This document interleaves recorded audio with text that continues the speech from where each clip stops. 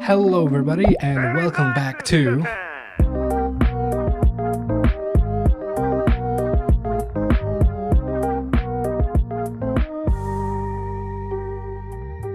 Well, that one was a bit quicker than last time. So, have you ever wanted to just make a server? Make one for your video games so you can play a bunch of your games with your friends, like a Minecraft server. Or maybe a movie server just to hold a bunch of different movies that you can watch from anywhere. Or maybe even a file server. Why just a movie server, right? A media server where you can just put everything so you can access it from your uni, from wherever you might be working, right? So this is Linus. He is going to be the mini server that I'm going to be using to make all of that happen. So here we are, meet Linus. He is just a regular old PC that I found almost a year ago on the streets. He's running an Intel Quad 2 with these numbers, because I don't actually remember the numbers off the top of my head. He's running a GT250, an old GPU that doesn't even have a HDMI cable, and has 8 gigabytes of RAM, which is pretty solid for where I think this thing is from, 2007, 2009, maybe. It's running an Asus motherboard, as you'll probably see. Its power supply was really bad, so I gave it a 700 watt power supply, so it's never gonna run out of power anytime soon. And it also has my blood, since it decided to attack me by using its sharp ass edges to attack my knee and make me bleed. I think that's what it takes to run a server. Now, you may be asking, what's the operating system? If you're asking what an operating system is, you're also in the right place. So, there's Windows, Mac, and Linux. Can you guess which out of the three I'm using?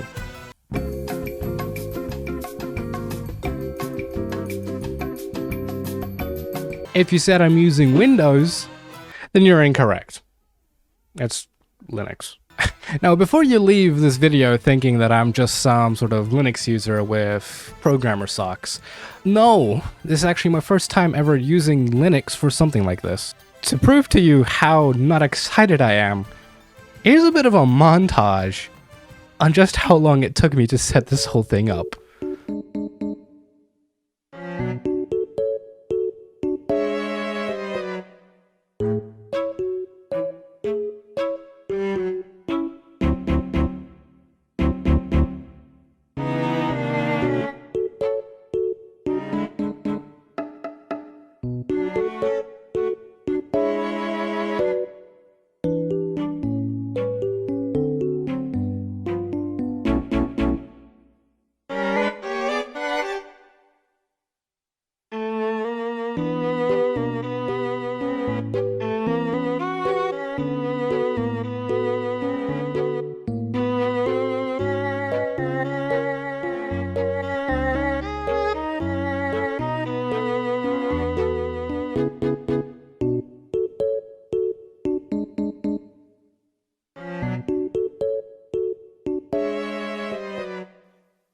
It has worked.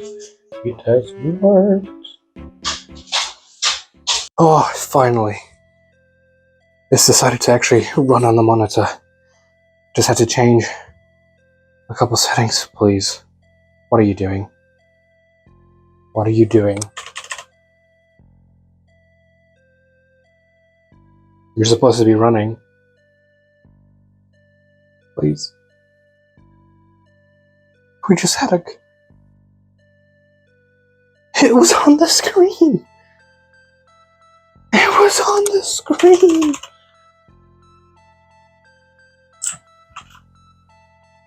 Oh my god. You may be asking, why Linux? People on the internet really told me to, so I went with it.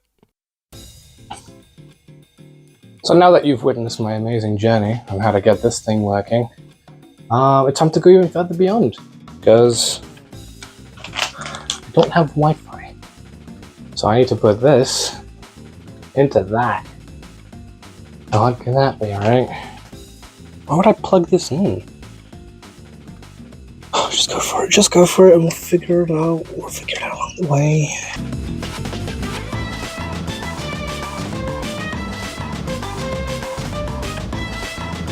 Pick and sag, I don't have a screw for this. Do I? Yeah, no screw. Now where does this cable go?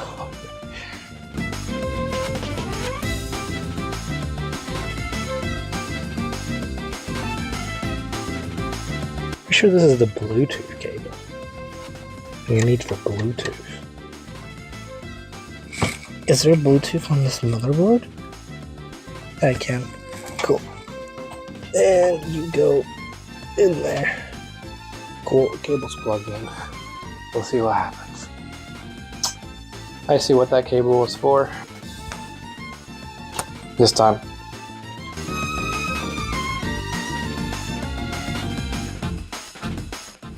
So I don't actually have anything installed on here yet. Here's my password. It's got, obviously, Ubuntu installed, as you probably saw from the setup. But nothing, this is completely fresh. Actually, let me check. Does Wi-Fi? But yeah, I don't think I have Wi-Fi, which isn't the best, considering I need to install everything. So I did the worst mistake possible, and I pulled out these little cables on accident while trying to get this Wi-Fi card to work. It's probably not going to work, it's probably too new for it or something, but yeah. Now I gotta look back at the videos and see which way they were plugged in, because I cannot be bothered to check the motherboard and see where they plug in on that little slot there. Insane, honestly. Guess who's back up and running? I still had to pull out the motherboard guide user manual thingy to plug that stuff in. Woohoo! I'm exhausted just from doing that. Okay, we're back to this. Don't know if the Wi-Fi will work, but it wasn't plugged in all the way.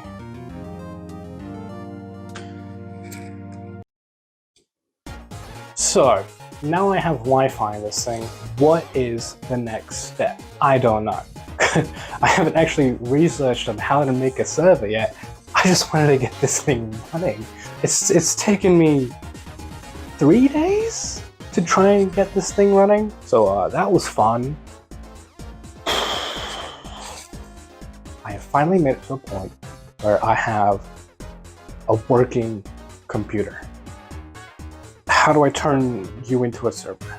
Alright, so we've gone through the OS and the hardware now. Let's actually get into, some actual learning, something that I came here to do. Now you may be wondering, what exactly even is a server? And according to Google, it's a computer or a computer program that manages access to a centralized resource or service in a network. In the simplest terms I could possibly imagine right now, it's a computer or program that connects to a bunch of different computers and programs and links it back to itself. How the connection actually happens can vary from Ethernet through some sort of other cable or from Wi-Fi. So a couple actual goals that I had while setting up this server is, number one, setting up a Minecraft server, one where I can actually play and build a house, because otherwise it's not really a working Minecraft server. 2 is to set up a Plex server where I can just watch a bunch of different movies and actually play something on the TV. And number 3 is going to be a total mystery, because I want to keep you on edge and to actually maybe, get you to watch the video a bit more. So a problem I've kind of just realized about this is that I'm running this off an external hard drive, which is a hard drive. This is going to be very slow. I'm trying to download Java. I decided to do a Minecraft server, so I obviously need Java. Yeah, this is taking a while.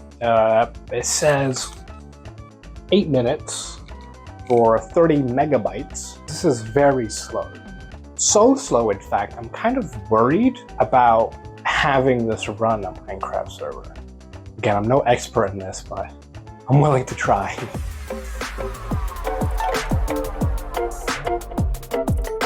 Alright, as you might have noticed a little bit, I have an issue with my Ubuntu install. It doesn't work. I tried to reinstall it and everything, but the main issue I have is that I can't install packages. I tried downloading Java through the packages, like a good Linux user probably should, but then, the command line tells me, nuh-uh. So bad. What does it say, nuh-uh? So to actually get the server running, even at all, I had to download everything manually. Now you might think that's not too hard itself, but remember, this isn't Windows.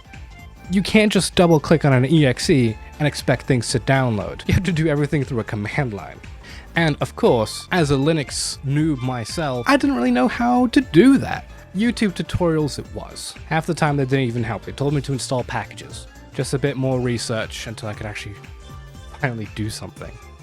Hi, I'm on the floor now. I'm always like this close to just outright giving up on some of these. Because I don't...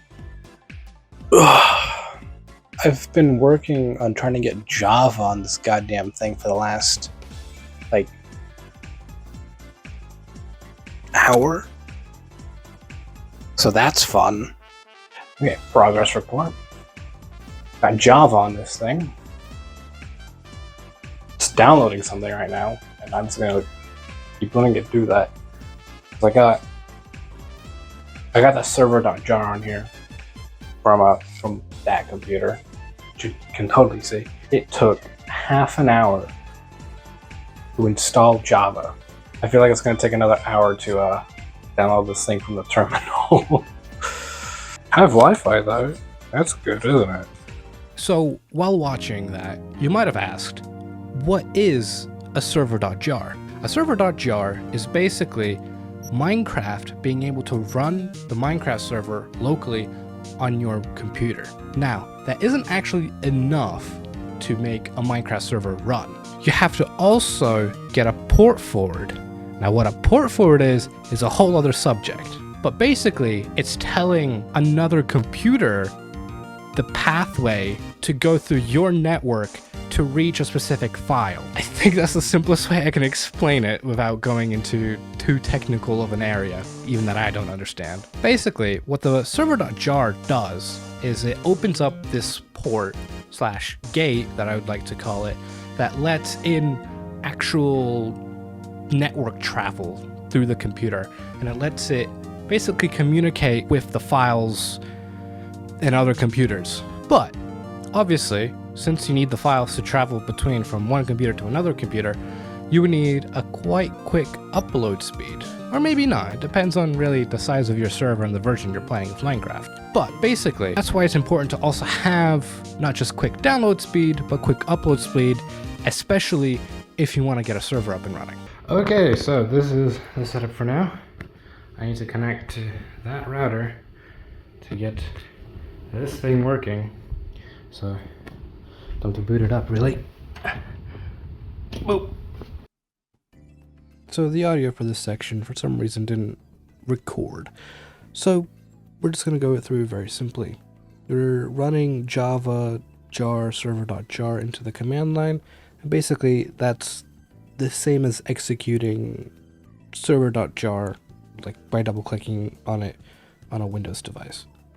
Basically, lets you open up the Minecraft server. It does take a little bit, but it is running. And you know, it took a very long time to actually reach just this section. I think it was like 4 days of troubleshooting and a bunch of other stuff. But yeah, that right there is the actual Minecraft server. That's the UI for it anyways. So I'm actually going to go play the game now. Minecraft Linus server. Joining world. And here I am. Server hosted on a different shitty computer. Oh, the render distance limit is obviously going to be small because it's a 2 GB or 3 GB server? I don't remember right now. I think it might be 3. Now, how fitting does the server that keep giving me trouble gives me an obstacle to not die. I'll find a train, I'll build a house. Oh my god. Oh crap, a village. Okay. No trees yet. Not even. I'm just gonna Let's find something. Bread, that's good, that's good. Food that we need food. Which direction should I go? It's just a desert. Oh, tree.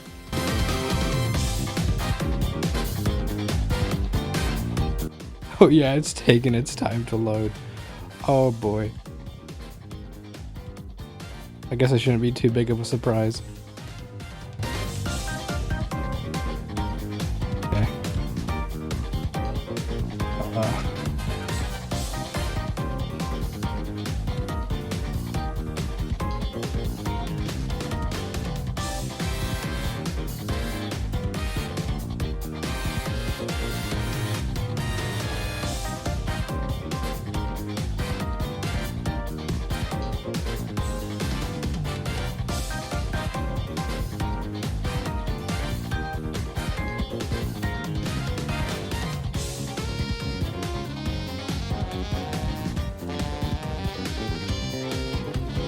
Okay, that's the Minecraft house. I did it. I've done goal 1. Let's go. And this is just to prove to you, I was in this server. Right, I got Stone Age, I got getting an upgrade, and I left the game on this thing.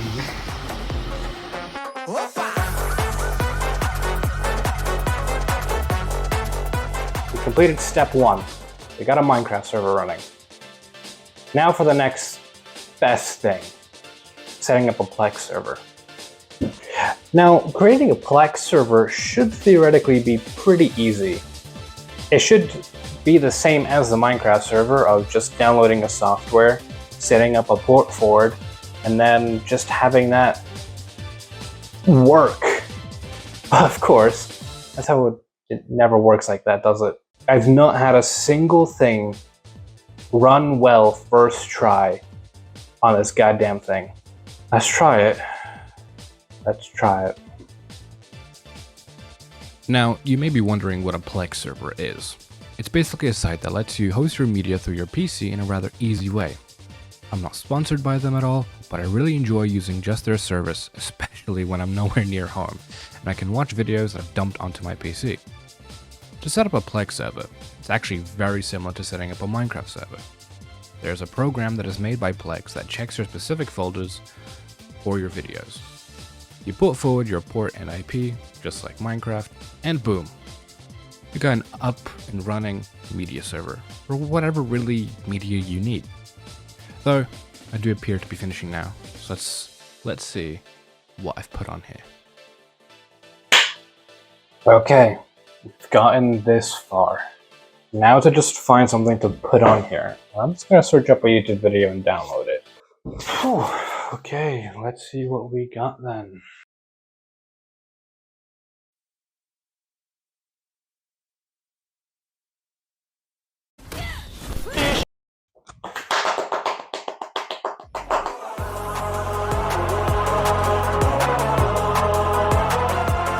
So you might notice a little lighting change. I got a projector at the front there, to the side. I don't have a third one so I don't get equal lighting. I have a giant shadow behind me now. I'll see how that works out in the editing. It's my first time doing something like this. But yeah, moving on. Now what is the mystery one? The stage 3 mystery. The thing that I got you to be hooked for this whole episode, right? And that is the file server. You probably could have guessed it was the file server from the description I gave at the beginning of Minecraft Plex file server. But yeah, this is the mystery one. Congratulations on solving the mystery if you did. So what is this file server that I'd be making, right? It would be the file server that holds all the data that I have, video files, sound files, stuff for university, and all that fun jazz. Something like Google Drive or Outlook, right? But those guys obviously carry their own risks, including a custom home file server, but it gives you a lot more freedom, like, you know, upgrading your actual storage, unlike Google, where you have to pay a monthly subscription to get even more storage. If you want even more, then you gotta pay even more again. Now, you might be wondering, why am I just chatting to you about it? Why am I not showing you it like I did with the Plex server just now, right?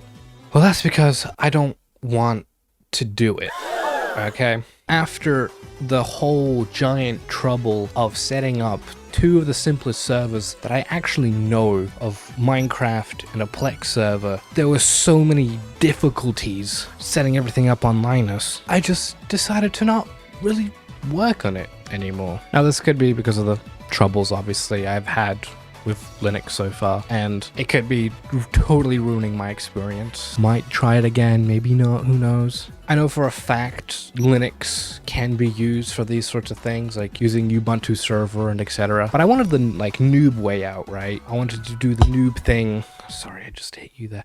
I wanted to do the noob thing and go from the beginning of having, you know, a proper OS, an operating system, where I can actually type stuff and see the server actually running. But all in all, I didn't really want to touch anything on Linus anymore. This series is about learning, and you might be arguing then, hey, if this is like such a big challenge, why aren't you learning to fix it or something like that? I'm not quitting it because it's a challenge. I'm quitting it because it's a hassle. I would just be going through even more troubles that I've already gone through on the Minecraft and Plex server, of some random firewall thing, some port thing not working, some IP address thing not working.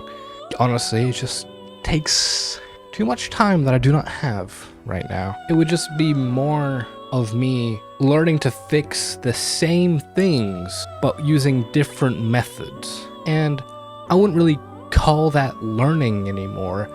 I'd call that almost like insanity, doing the same thing again and again and expecting it to be different. So am I going to do the file server on this video? No. Now that might be a bit disappointing to some of you because this video is titled How to Make a Server pretty much, right? However, like I said before, I just don't want to do it on Linus. I will come back to it. I will use my own computer. I will use everything other than Linux, and you might hate me for that, but I just want to have fun with it. I'm kind of rambling on at this point, but I'm gonna get on with it now. So I am sorry that I lied about stage 3 and the fact that I'm not doing it. However, this doesn't have to be the end of Linus. You guys could tell me what to do with Linus. Now that I finished this whole turn your home PC old piece of crap into a home server, I want to know what else you guys might think that I could actually do with Linus. It is a rather old PC, so maybe you want to see some games played with it, or I don't know, just me breaking it apart. That could be fun too. But yeah, maybe I'll just also play Quake on it or something like that. I could probably run Fortnite for goodness sake at this rate.